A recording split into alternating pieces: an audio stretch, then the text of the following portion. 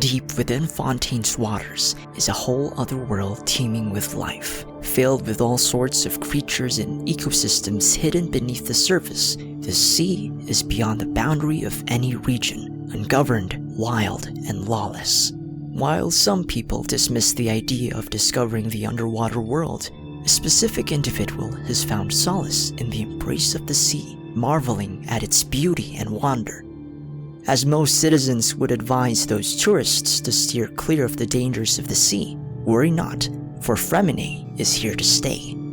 As a skilled diver, Freminet finds the beauty and wonder of the depths to be well worth the struggles in his life, whether it be the tasking missions of the orphanage to the uncomfortable gazes of the people in the city. Freminet prefers the vibrant corals, schools of colorful fish, and twisting, labyrinthine tunnels that beckon them deeper. In this video, let us resurface Freminet's flooded past and study the contents of his present story.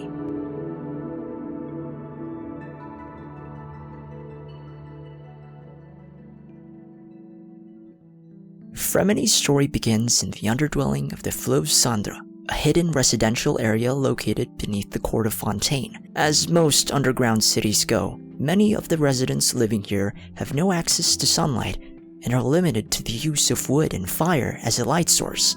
Here, the residents are mostly ex-prisoners from the fortress of Meripide, members of the Spina de Rosula, and those unfortunate enough to afford the living expenses above ground. In Freminet's younger years, he barely had any time to bond with his parents. Why? Mainly because he had never seen or met his father, and his mother was frequently out of the house busy working. Freminet would always watch as his mother would come home exhausted, and had barely any time to spare him a conversation. As a child, Freminet was curious about his mother's whereabouts, but every time he would ask, he was always kept in the dark. All he knew was that his father caused his family to have a lot of debts, and his mother was the one paying for it, whether it be from her blood or sweat.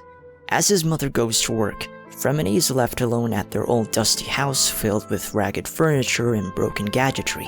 To make up for his time, he would find some tools and tear apart some machinery, such as their faulty portable lamp and the broken wall clock.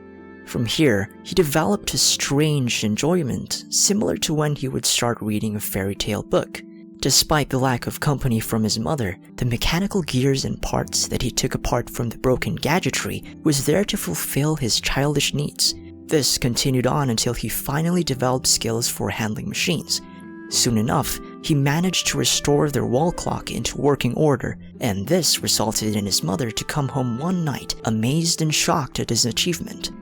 For the first time, he saw his mother smile and expressed how proud she was of him. With his newfound skill, his mother suddenly had an idea to pay off their debts in other ways. So, in the following morning, she took the fixed wall clock and sold it off to a buyer, earning her enough money to buy a special type of bread which Freminet had never seen or tasted before.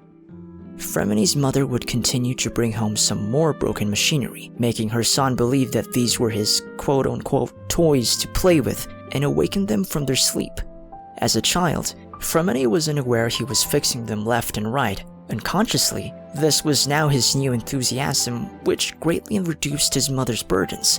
During one night, Freminet was able to fix a musical pendant necklace and presented this to his mother, who had just gotten home. At that moment, the necklace played a beautiful tune, which surprised the two.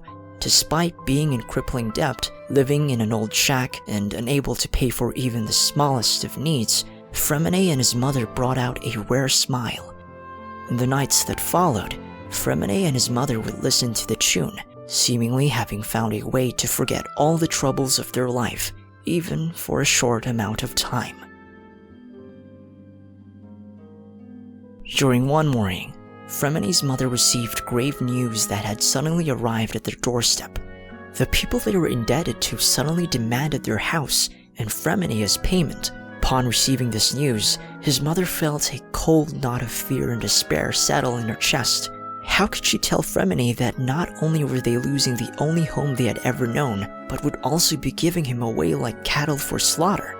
His mother decided to refuse, and had no choice but to bring Freminet to the orphanage, the House of the Hearth, in which she made an agreement with the owner, only known as the Knave, to take him in. As Freminet was taken in by the stranger, his mother left and went straight to the loners to confront them.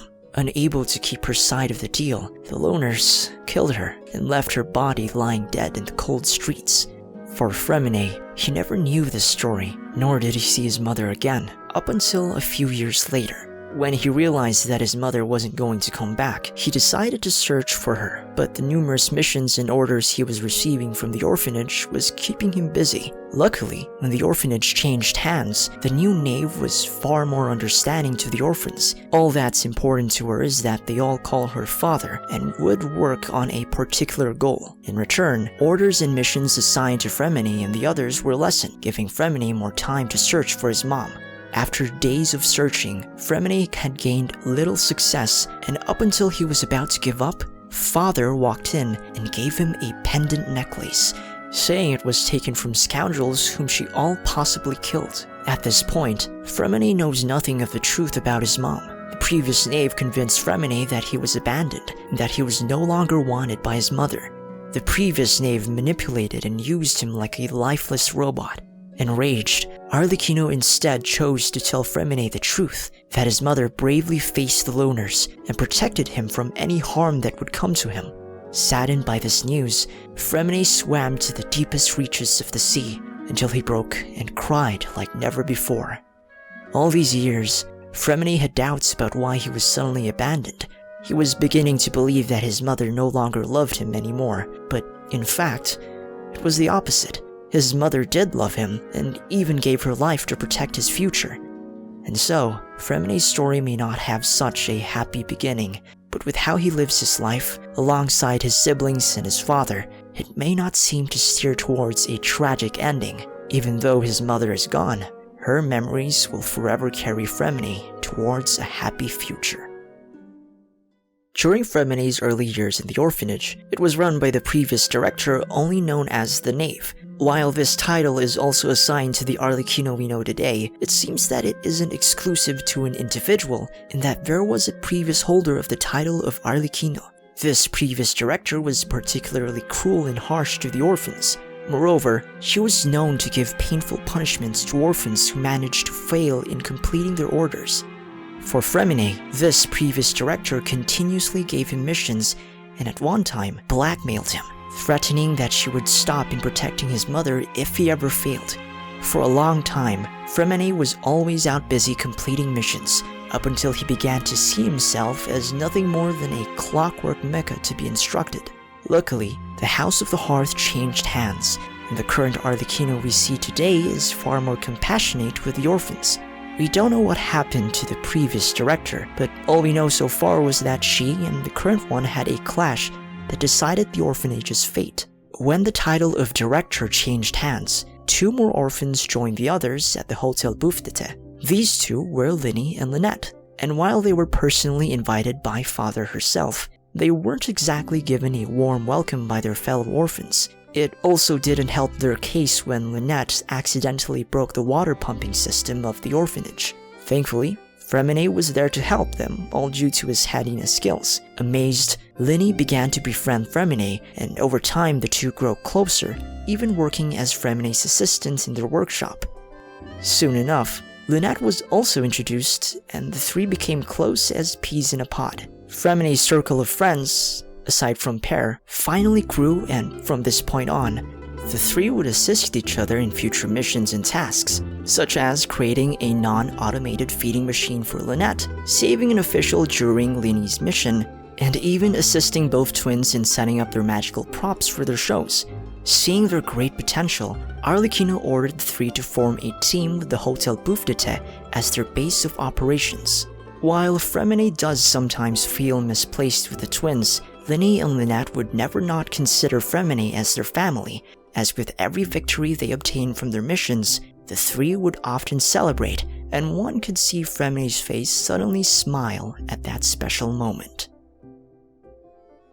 While being on a team with the magicians, Linny and Lynette is quite fun, Freminet still prefers to steer clear of the spotlight. In most of his free time, he would swim to the bottom of the seas, and there he would indulge in his fairy tale fantasies. letting his thoughts and emotions be free with no other human being to see. Moreover, he even built a secret underwater base where he could let out all of his emotions.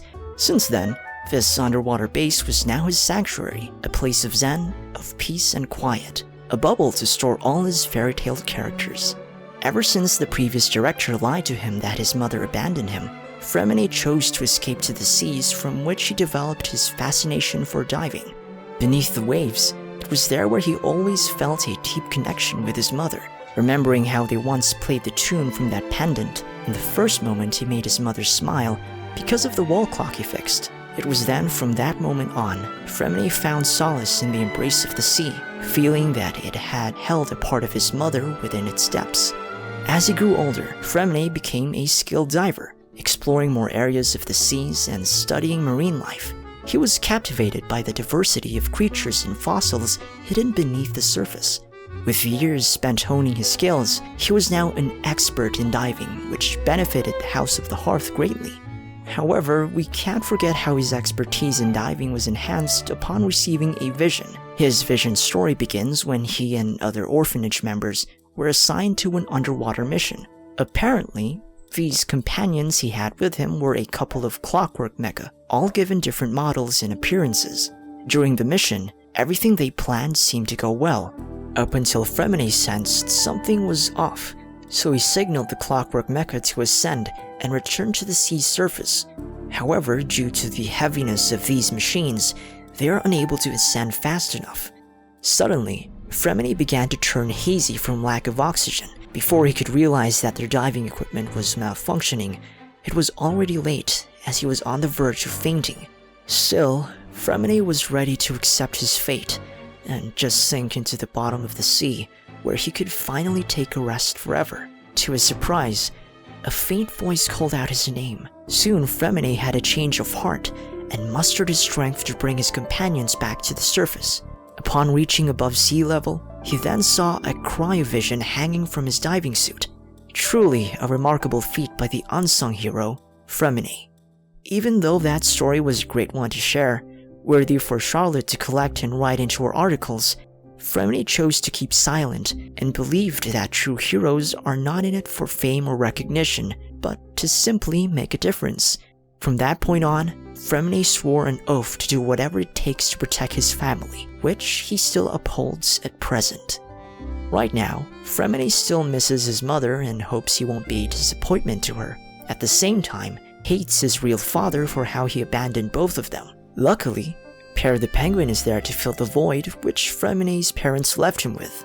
With more possible quests related to him to be released in future patches, we might get to know more about his mother, or the whereabouts of his true father, what caused them to go in debt, and his life under the previous director of the orphanage.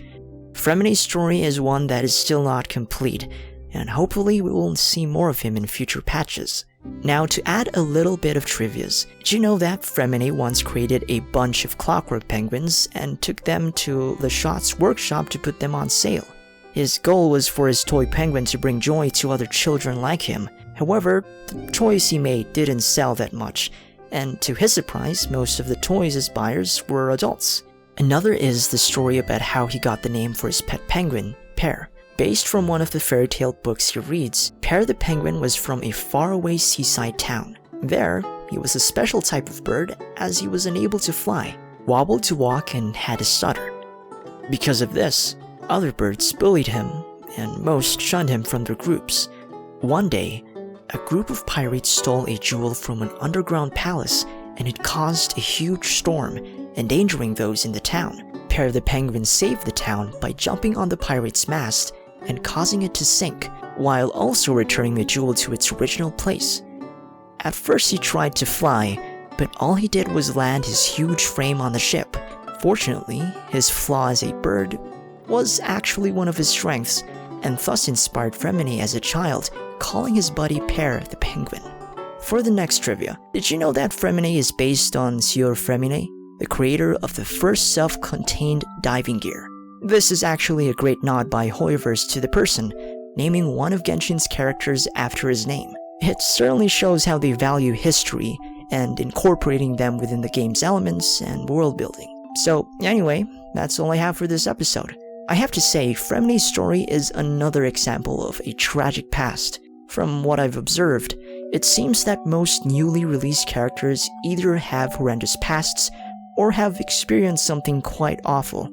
Also, as described from Linny and Lynette's voice lines, it appears Freminet has a lot of social anxieties, and mainly this is due to the negative experiences he had early in his childhood, from being treated harshly by the previous director to the sudden disappearance and loss of his mother.